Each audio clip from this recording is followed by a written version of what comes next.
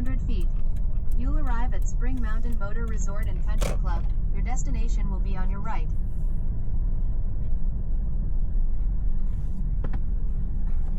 You've arrived. Destination is on your right. Oh, bellissimo to yung ano. Yung last time. Atras ko dyan. Dito ko buuin yung canopy natin. O, dudugtong ko dyan. So, dito siguro. Kuha mo tayo motor. Sige. Patek muna tayo. Sige, sige. O, hila muna. Sige, sabay-sabay. Malaki pala to. Malaki? Yun. Ano pala yun?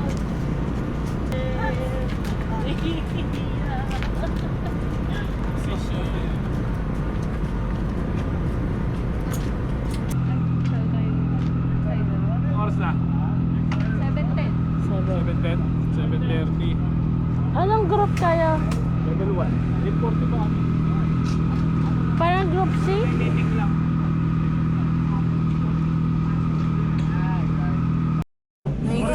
What is up guys? Welcome back to our channel. Welcome back to another video. Dinig niyo ba yun? Another track day tayo ngayon. Pero ngayon, nandito tayo sa Paramp Spring Mountain Motorsports Park. New track for me. Dati sa work nakapunta na ako dito pero hindi sa layout na to. Ibang layout. So ganun pa rin, level 1 group C tayo. Kasama natin Mr. Sharaf Vlog. Tsaka yung mga ibang tropa. So, samahan nyo kami. Same as last time siguro, yung 360 gaming na tayo. Alright, let's go! Okay, so lunch break again.